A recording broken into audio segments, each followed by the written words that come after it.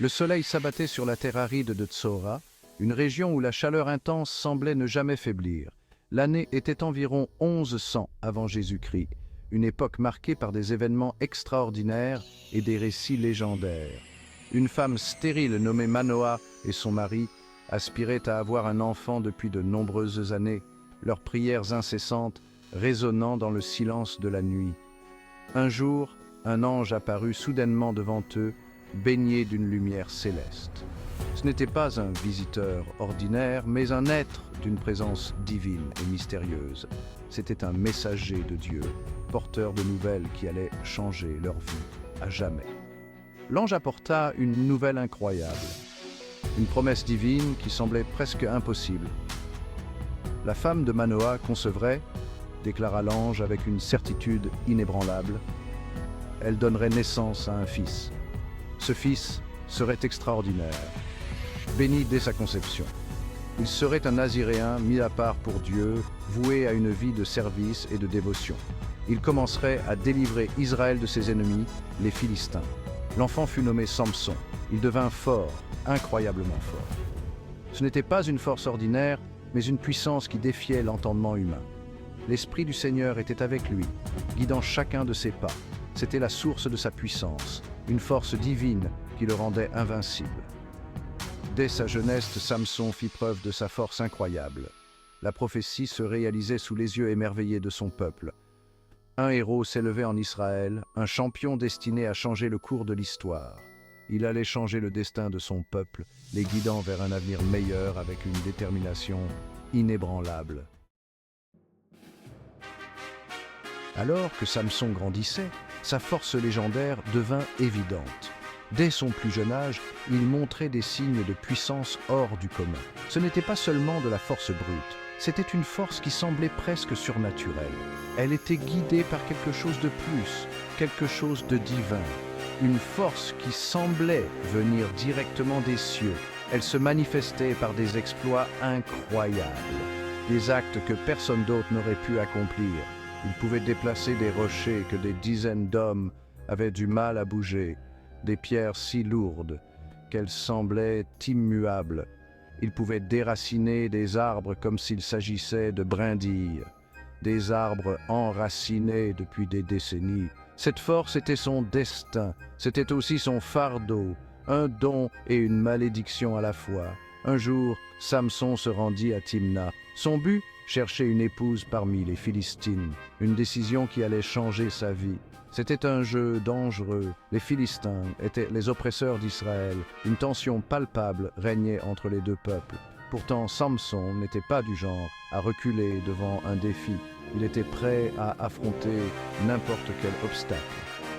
C'est au cours de ce voyage qu'il rencontra un jeune lion, un face-à-face inattendu et périlleux, une bête féroce, assoiffée de sang, un prédateur redoutable prêt à attaquer.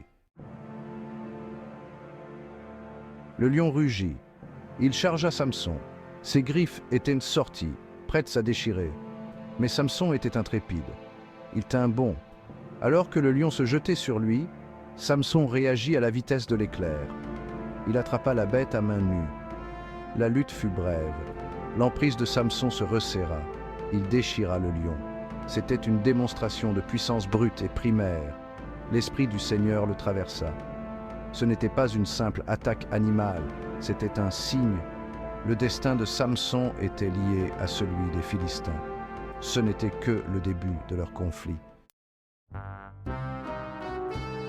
peu plus tard, Samson retourna à Timna. Il voulait épouser la Philistine, mais son cœur était rempli d'orgueil.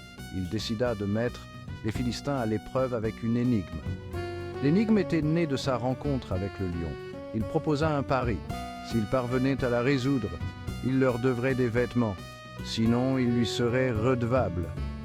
Les Philistins étaient rusés. Ils menacèrent la future épouse de Samson. Ils la forcèrent à obtenir la réponse. Samson fut enragé lorsqu'il découvrit la supercherie. Il avait été trahi. Sa colère brûlait. C'était une insulte qu'il n'oublierait pas. C'était une dette qui serait payée en sang. La fureur de Samson était une force de la nature. Il quitta Timna le cœur lourd de trahison. Il se rendit à Ashkelon, une ville philistine. Il cherchait à se venger. Il tua 30 Philistins. Il prit leurs vêtements. Il répudia sa future épouse. Elle avait choisi son peuple plutôt que lui. La trahison l'avait profondément blessé. Les Philistins étaient outrés. Ils avaient sous-estimé Samson. Ils avaient pris son amour pour de la faiblesse. Ils allaient bientôt découvrir l'étendue de sa rage. Ce n'était pas un simple acte de vengeance. C'était le début d'une guerre. Un homme contre une nation entière. La nouvelle des actions de Samson parvint aux oreilles des chefs philistins. Ils marchèrent sur Juda en quête de représailles. Ils exigèrent que Samson leur soit livré. Les hommes de Juda, craignant l'armée philistine, acceptèrent. Ils lièrent Samson. Ils le livrèrent à leurs ennemis. Ils pensaient que cela apaiserait leur colère. Mais lorsque les Philistins virent Samson, ils furent fous de joie. C'était leur chance de se venger. Ils se rapprochèrent de lui, prêts à l'abattre. Soudain, l'Esprit du Seigneur descendit sur Samson. Les cordes qui le liaient se brisèrent. Il était libre. Il chercha une arme du regard. Ses yeux tombèrent sur la mâchoire d'un âne. Il la saisit. Il chargea dans les rangs philistins. Des années passèrent, et les tensions entre les Philistins et Samson ne firent que croître. Le conflit entre Samson et les Philistins fit rage, chaque bataille plus féroce que la précédente. Une nuit, Samson se retrouva à Gaza, une autre ville philistine connue pour ses fortifications imposantes.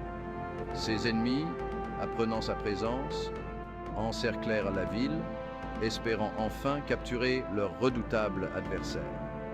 Ils attendirent, impatients de lui tendre une embuscade à l'aube. Ils pensaient l'avoir piégé, convaincus que cette fois, il ne pourrait pas s'échapper. Mais ils avaient sous-estimé la force et la ruse de Samson. À minuit, il se leva, éveillé par une force intérieure. Il marcha jusqu'à la porte de la ville, déterminé à montrer sa puissance. D'un puissant soulèvement, il arracha la porte entière de ses gonds, un exploit de force inouï. Il la porta sur ses épaules, marchant pendant des kilomètres, défiant la fatigue et le poids écrasant.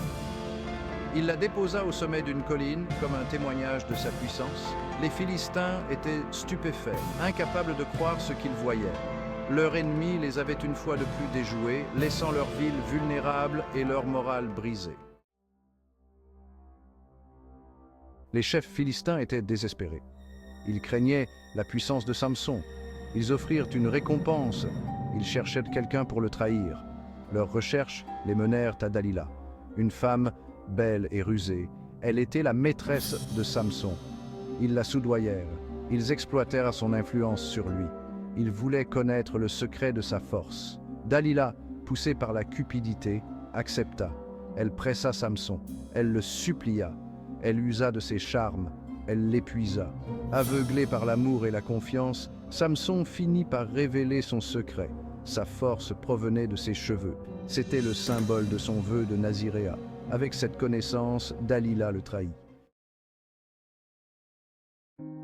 Dalila attendit que Samson s'endorme. Elle appela un Philistin. Elle lui ordonna de raser les cheveux de Samson. Alors que ses cheveux tombèrent sur le sol, Samson sentit sa force l'abandonner. Il n'était plus qu'un homme vulnérable. Les Philistins s'emparèrent de lui. Ils lui crevèrent les yeux. Ils l'enchaînèrent. Il n'était plus que l'ombre de lui-même. Ils l'emmenèrent à Gaza. Ils le forcèrent à moudre du grain dans leur prison. Il était un spectacle, un avertissement pour ceux qui osaient les défier. Il était une source d'amusement.